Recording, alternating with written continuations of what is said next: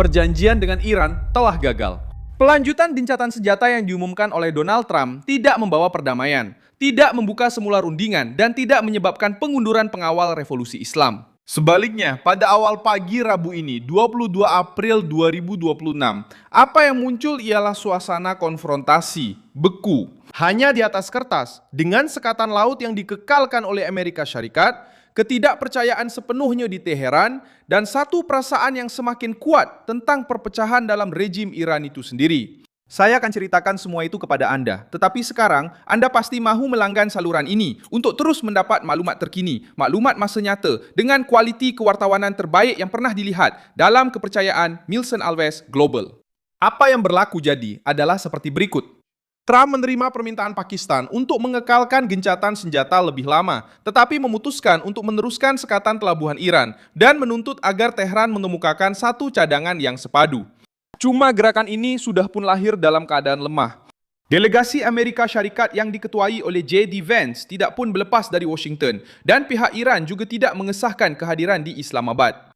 Hotel yang disediakan untuk pusingan rundingan penentu sudah siap, tetapi rundingan itu langsung tidak berjalan. Gencatan senjata dilanjutkan secara unilateral. Ada pengumuman gencatan senjata, tetapi tiada perjanjian sebenar dicapai.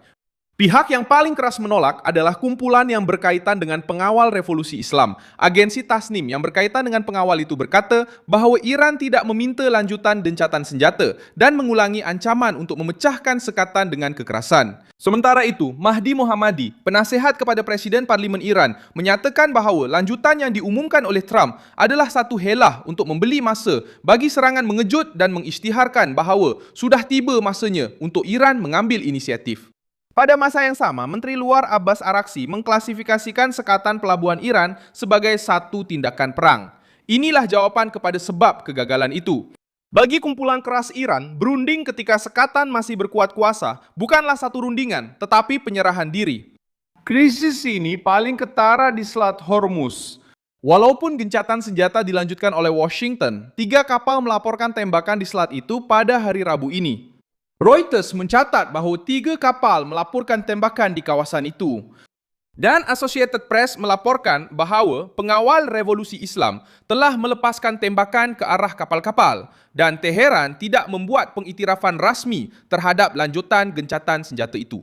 Dalam kata lain, di atas kertas ia disebut sebagai jeda, tetapi laut masih terus bergolak secara politik.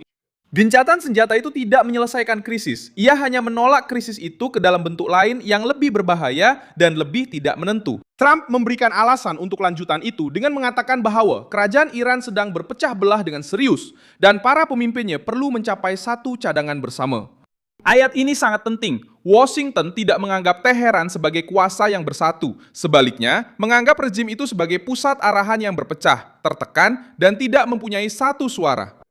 Dengan mengekalkan sekatan itu, Amerika Syarikat menunjukkan bahawa mereka mahu mengambil kesempatan terhadap kelemahan tersebut, bukan menyerang secara langsung tetapi memperketat cengkaman ekonomi dan politik sehingga memaksa pihak lawan untuk mengalah atau berpecah belah dengan lebih teruk lagi. Sebab itu, idea bahawa rampasan kuasa bermula di Teheran bukanlah sesuatu yang muncul tanpa sebab.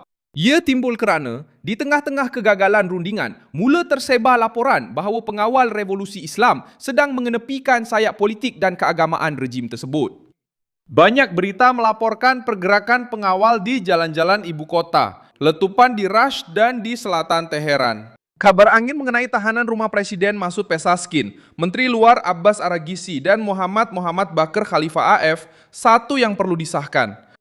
Pihak Komando Tentera cuba mengambil alih kawalan sistem, walaupun laporan itu sendiri mengakui bahawa sebahagiannya masih menunggu pengesahan.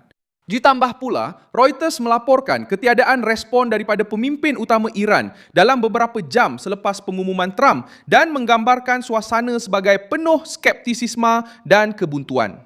Rampasan kuasa itu, oleh itu, masih belum mempunyai pengesahan rasmi, tetapi tanda-tanda perpecahan mula terkumpul. Bagaimana perpecahan ini ditunjukkan? Melalui bahasa, melalui kesunyian, dan melalui jalanan. Melalui bahasa kerana pengawal bercakap tentang tindak balas ketenteraan, bukan tentang penyelesaian. Melalui kesunyian kerana kepimpinan awam lambat bertindak balas dan pihak Iran tidak menunjukkan pendirian yang bersatu. dan melalui jalanan kerana Associated Press merekodkan tindakan penyokong garis keras dengan mempamerkan peluru berpandu dan pelancar sementara pihak berkuasa Pakistan masih menunggu jawapan. Satu dari Teheran mengenai bila delegasi akan dihantar. Diplomat Iran menyatakan bahawa rundingan tidak akan disambung semula selagi sekatan laut tidak ditarik balik. Ini menunjukkan pusat kuasa yang tersekat. Pihak keras menunjukkan kekuatan, pihak diplomatik kehilangan ruang dan rundingan terhenti. Kesan daripada kebuntuan ini jauh melangkaui Iran. Reuters juga melaporkan bahawa Kesatuan Eropah telah memutuskan untuk memperluaskan kriteria sekatan bagi menyasarkan sesiapa yang menyekat selat tersebut. Jadi, apabila perjanjian gagal, bukan sahaja Tehran yang merasainya, seluruh dunia turut merasai kejutan itu. Buat masa ini, yang membeli masa melalui situasi ini ialah Donald Trump. Dia mengelakkan serangan udara segera yang baru, mengekalkan tekanan maksimum dan mengawal pandangan umum dengan memberi gambaran bahawa dia cuba memberi satu lagi peluang kepada diplomasi. Dan pada masa yang sama, dia meletakkan pengawal revolusi Islam dalam dilema yang berat. Sama ada bersetuju untuk berunding di bawah tekanan yang akan melemahkannya dari dalam atau menolak gencatan senjata dan memperdalam tanggapan bahawa ia sedang menolak Iran ke arah lebih pengasingan, lebih banyak krisis ekonomi dan lebih banyak pertikaian dalaman. Di pihak Iran, golongan keras juga mempunyai percaturan mereka sendiri. Mereka menolak lanjutan kerana tahu bahawa menerima gencatan senjata tanpa menghapuskan sekatan laut akan bermakna mengakui kelemahan di hadapan Amerika Syarikat. Itulah sebabnya kegagalan perjanjian dan permulaan pertikaian dalaman berlaku serentak. Akhirnya apa yang berlaku ialah keruntuhan politik terhadap percubaan untuk mencapai perjanjian.